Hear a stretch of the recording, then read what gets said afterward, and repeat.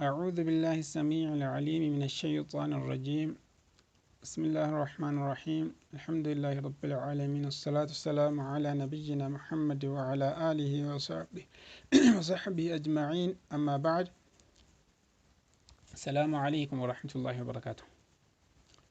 وردفتوتا في برتوتا قرآن أكم جرت نجاك السني سني جتا أرى كان إيجلو درسي قرآن ألف الراء إيجلو دافي درسي كينيا كناس akkuma waadaa walii gallee turre jechuudha. Tokko tokkoon ni eegalla. Kitaabni nuti irraa barachuuf adeemnu alqaacidatu nuuraaniyya jedhama. Kitaaba harfii arabaa kana sirriitti nama barsiisudha jechuudha. Kitaaba kana akkuma banneenni maal jedha abbaan kitaabichaa jechuudha. Kitaaba kana irratti barreessee jira jechuudha. maal barreessee jecha rabbii olaanaa barreessee jira. Rabbiin ol ta'e maal jedha? innaa naxnu nazzalna dhikra wa innaa lahu laxaafiduun. Qur'aana kana kitaaba kana numatu buusee nutuyyuu isiniif buusee wa innaa lahu laxaafiduun, ammoo isa numatu tiksaa. Qur'aana kanatti wanti makamu, wanti haaraan ufii keessa galu, qur'aana kana edit gochuu waa ta'u gochuun hin danda'amu jechuudha. Maaliif jennaan rabbiin ol ta'e subhaanahu wa ta'ala maal jedhee ofumaaf waadaa galee jira. Anatu tiksaa jedhee waadaa galee jira waan ta'eedhaaf jechuudha. Kanumaafuu jechuudha rabbiin quraana isaa tiksee har'aan nu ga'ee jira. Sichitti isuma tiksee jechuudha. Ammallee maal jedha abbaan kitaaba kanaa gadi siqeemu maal jedha? khayrukum man ta'allama alqur'aana wa'allamahu. Khayrukum irra caalaan keessan, caalaa namaa jechuuni nama qur'aana baratee wa'allamahu dabarseemmoo isa barsiisedha jedha jechuudha. Kanaafuu irra caalaa namaa rabbiin haa taasisu. Irra caalaa namaa jechuun gaa nama qur'aana rabbii kana barate akkasumas waan baratellee warra deebisee barsiisetiyyuu irra caalaa namaa jedhama jechuudha. Kanatti aansuudhaan gaa gara darsii keenya gara barnoota keenyaatti gaafa adeemnu, darsii keenya bira gaafa dhufnu addarsul awwal boqonnaa jalqabaa jedha jechuudha. Boqonnaa jalqabaa jedhee nu kaa'ee jira jechuudha. Itti aansuudhaan maal jedha? xuruufun hijaa'a al-mufrada. maal jedha? xuruufun jechuun qubeewwan, hijaa'a jechuun immoo tartiiba, qubeewwan tartiibaan ta'anii jiran jechuudha. Tartiiba qubeewwanii jechuudha. Al-mufrada jechuun immoo qubeewwan kun kan wal ciccitanii jiranu, qubeewwan adda adda baba'anii jiranu, tartiiba qubeewwan adda adda baba'anii jiranu jechuudha jechuudha. Qubeen afaan arabaa kun aliifiin dabalatee qubee 29 jechuudha.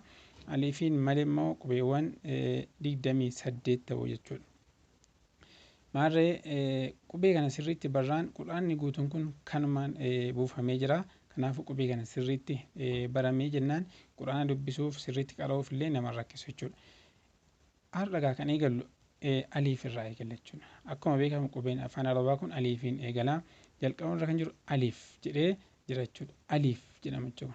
Aliif hin jedhamu, ayniin walitti hin fakkeeffamu, aliif jedhamee waamama jechuudha.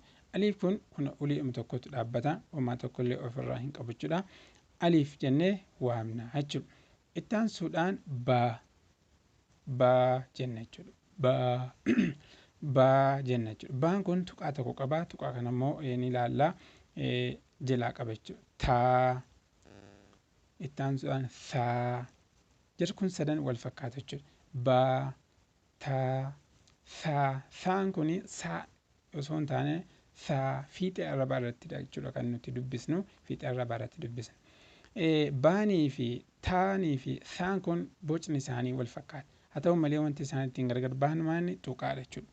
Baan kun tuqaa tokko qaba, taan tuqaa lama qaba, saan immoo tuqaa sadii qaba. Hubadha jechuudha. Baan tuqaa kan qabu eessaa qaba? Jalaa qaba. Taan immoo eessaa qaba? Irraa qaba, gubbaadha qaba. Saan immoo tuqaa sadii innis gubbaadha qaba jechuudha. Kanaafuu jirri kun bocni isaanii wal fakkaata. Haa ta'u malee kan nuti ittiin adda baafannu maaliin jennaan? Tuqaa isaanii kanaan adda baafannaa jechuudha. Itti aansee jiim. Itti aansee jiim, haa, haa. Jirri kun immoo wal fakkaata. Jiim, haa, haa wal fakkaata jechuudha.